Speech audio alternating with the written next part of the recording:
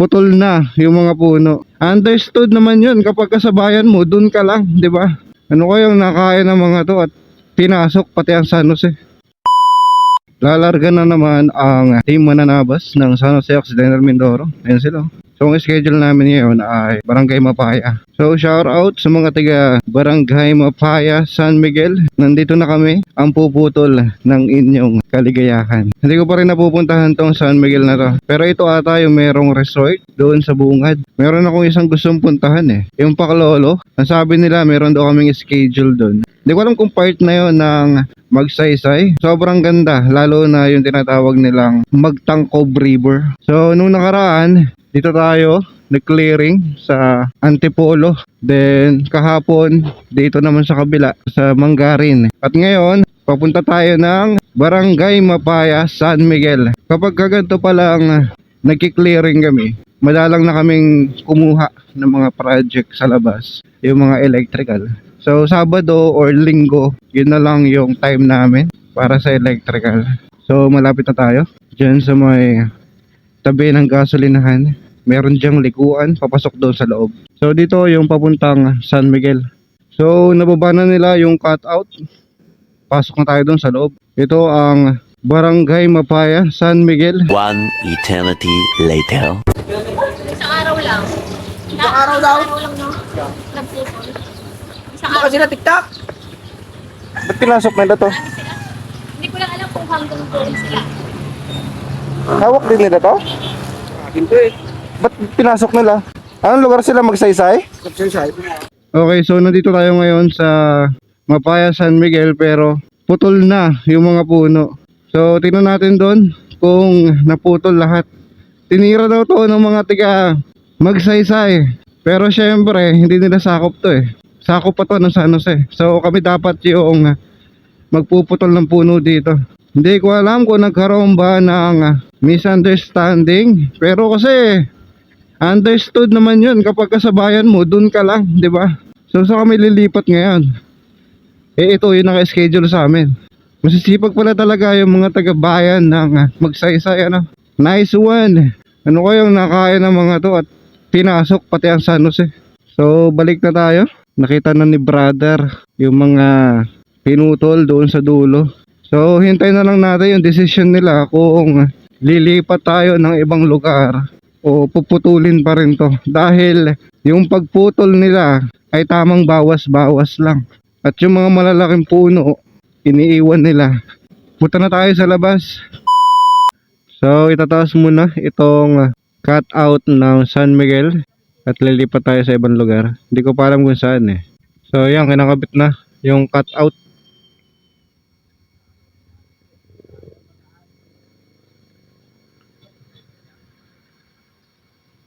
Yun, pasok.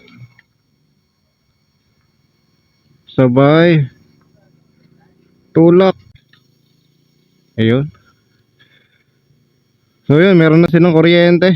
At lilipat naman tayo dun sa kabila. So papunta tayo ngayon ng Mamara, dito sa Barangay Mapaya. Hindi ko alam kung saan yun dahil hindi pa ako nakakapunta.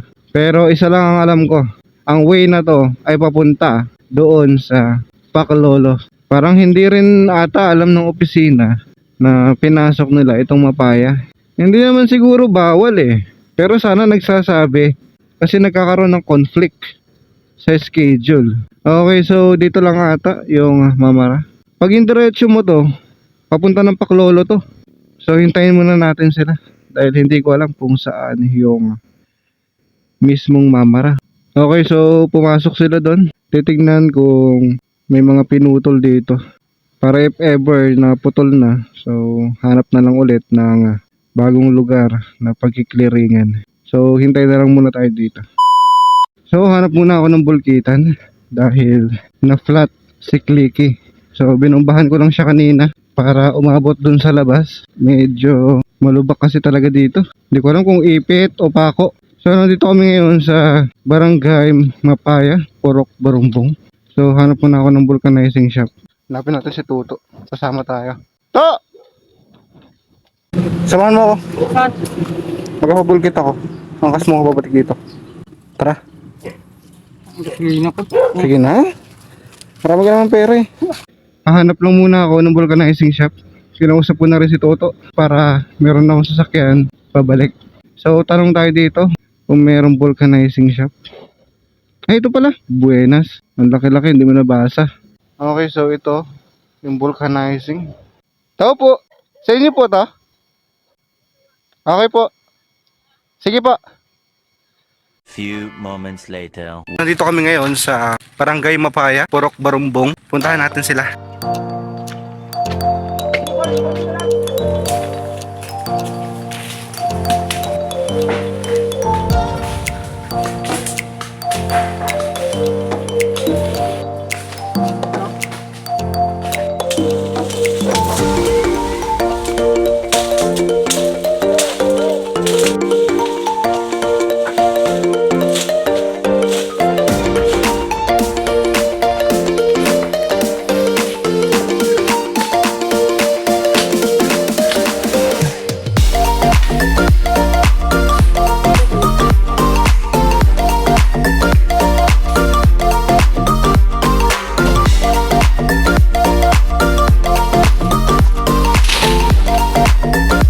Yan ang brother mo.